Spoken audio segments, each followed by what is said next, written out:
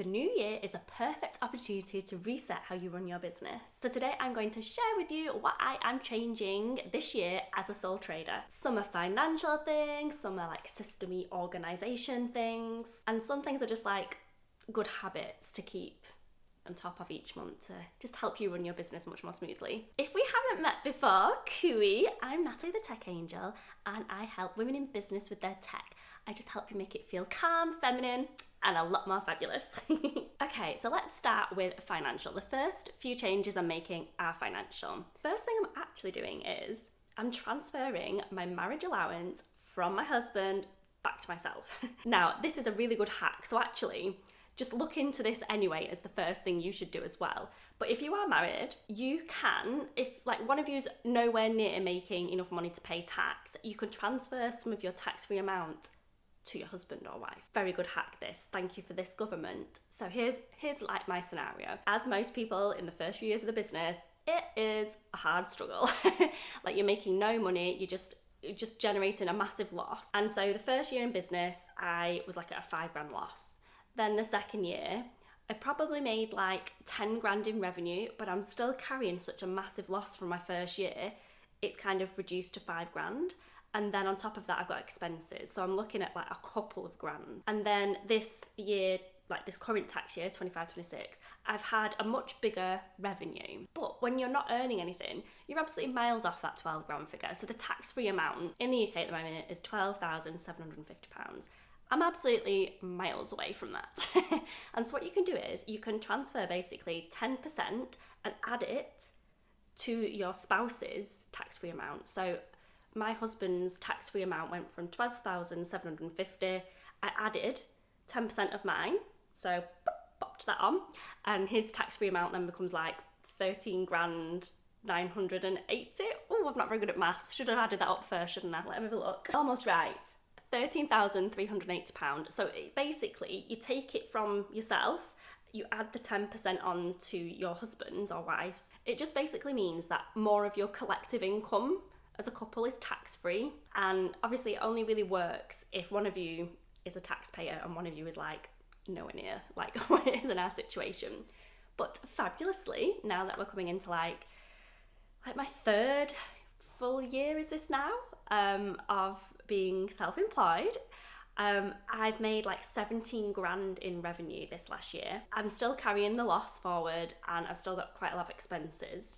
So I'm still not gonna end up paying tax for the 25-26 year. If I have, just say I have the exact same kind of year, I mean, obviously I'm hoping I have an even more abundant year next year, but say I just have the exact same year, 17 grand in like revenue, a couple of grand in expenses, I'm gonna be over the threshold of 12,750, and I'd like that full tax amount back for myself now. So yes, I'm going to be porting it. Thank you, husband, for holding that for me. I need it back now. Really hoping that made sense. I'll leave links below so you can look into this yourself as well. Okay, the second thing, kind of fancy I'm doing is I'm gonna start my own pension. Oh, future me will be thankful. Future me will be thankful when in my mid-50s I can get my SIPP. Yes, a self-invested personal pension is what it stands for. And yeah, this is just great as a sole trader because although it's not like reducing your business expenses, so it's not like reducing your profit in any way, but it's fabulous because whatever you save, the government will add 20% to it for you. So that's really good. So I'm thinking about like saving £100 a month, and then obviously the government then will like add £20 a month to it for me. So yes, that's something I'm looking into. And then the third financy thing is I'm going to start an automatic pot in my business bank account. So I'm with Metal, and yeah, they just have like this automatic feature now, which I think is fabulous that a lot of banks are doing this, and it'll just save 20% or whatever percentage I set it to, and it'll just automatically take the money out of when I get money from an invoice and put it aside in a pot, and then I can use that towards my tax bill that I will have at the end of next year. And I think that'll be really good because I don't want to be stung like with big payment on, what's it called, these POA things, payment on an advance. The next things I'm changing are a bit more like systems-y, organised-y. And so the fourth thing I'm doing is making sure I do my accounts every month.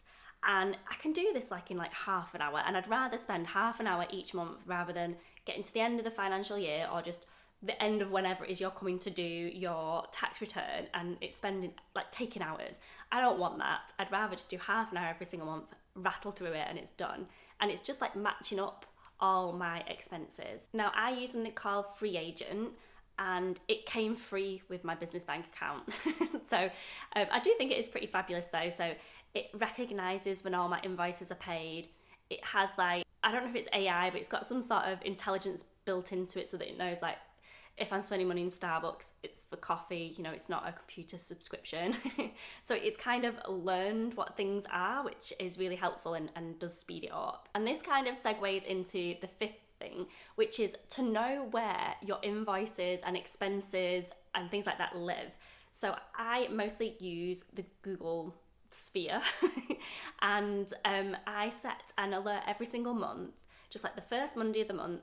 And in it, in the notes section, I've got written down, like, where everything is. So my Canva invoice goes to my business email, but my Microsoft invoice goes to my personal email, because that's like OneDrive-y, and I've had that before I had my business kind of thing. And my mobile phone's Talk Mobile. I don't get an email from them. I have to log in and get it. So I just have a list and, like, quick, like, almost like a procedure of what to follow, like, bosh, this.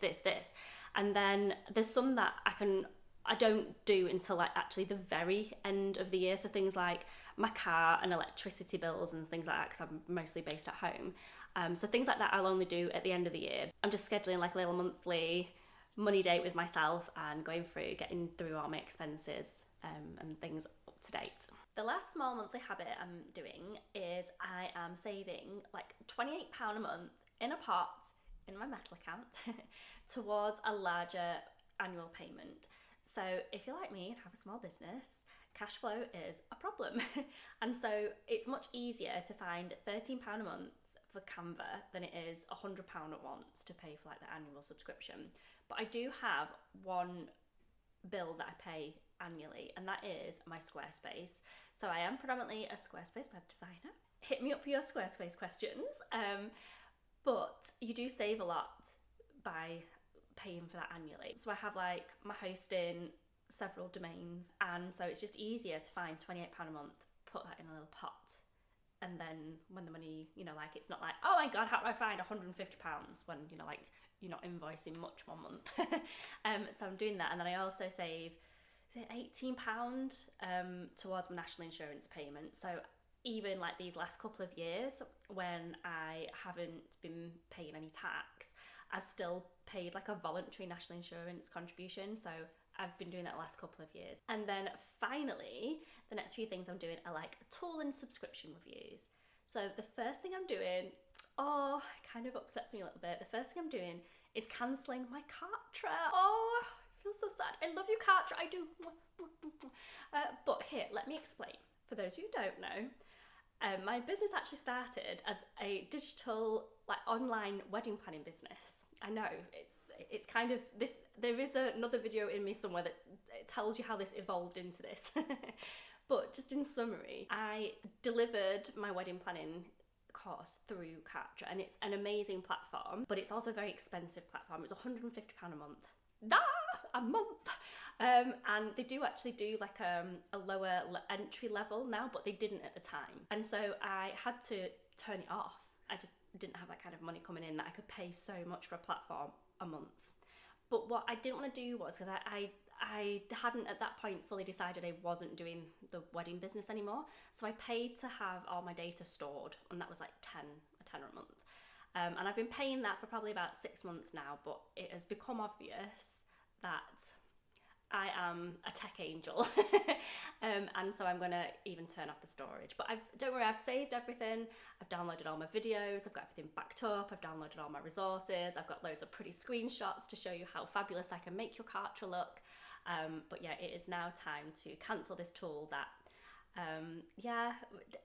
served me so much purpose at the beginning, but it's just like a bit of a redundant expense now. The next thing is to go through your subscriptions. So I'm the kind of girl, I have a Microsoft subscription and a Google Workspace. I thought, I need to see, do I need both of these things? And anyway, it turns out, yes, I do need both of these things, because Microsoft is like life and Google Workspace is business. And, like, my OneDrive, it does like have all my life in it because I got it so long ago.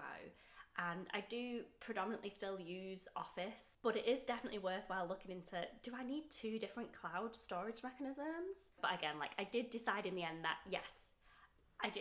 But you don't know until you look. It's like, well, what's one doing that the other one isn't? So yeah, definitely go through, review all your subscriptions, and see, like, are you paying twice for something? And this actually segues into the next thing, and that is, I've cancelled Zoom because when I was going through my whole, do you need Microsoft and Google, my Google Workspace gives you Google Meet. And I'm like, well, why am I paying for Zoom? Like, I know that universally everybody knows how to use Zoom because we all used it in COVID and we're all, you know, so much more online now. And so everybody kind of, even non-techie people know how to use Zoom.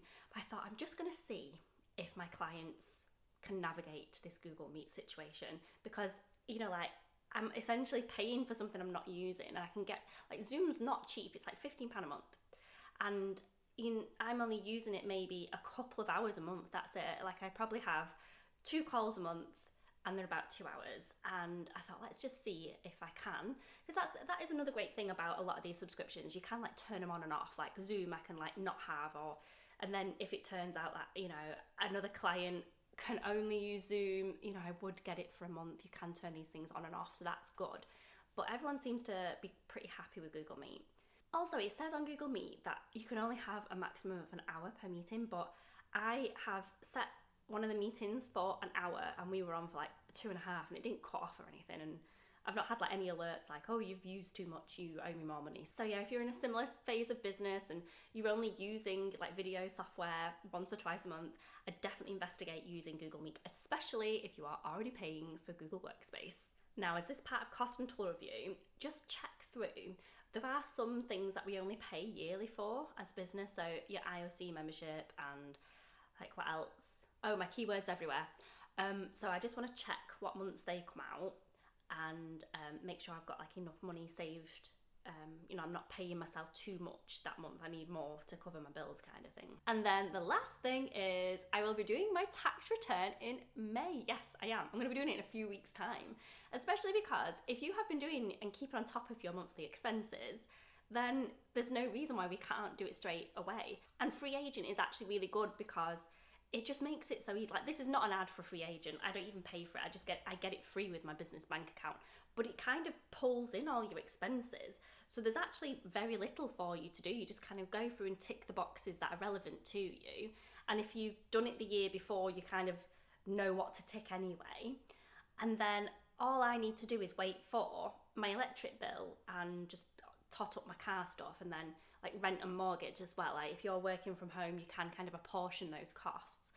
But I can do that as soon as I've got those bills. I don't need, why are we waiting until January? Like, that just seems really stressful. I would rather just do it, done. And then also, if you are in a position where you're paying tax, you know what you need to pay. So you've got longer to try and find the money to pay it. Yeah, so I will be definitely doing my tax bill in May. So those are the things I am doing differently as a sole trader this tax year. And yet none of these, they're not huge things, but they do just make running a business like calmer, more intentional, like you're in control of it, not like, frantically, I've got to do this now. If you're self-employed too, I'd love to know what changes you're making this tax year. Let me know in the comments. And if you love videos about being a fabulous woman in this tech world, subscribe. I'd love to have you here. Any whoosie, I will see you in the next video. Toodles!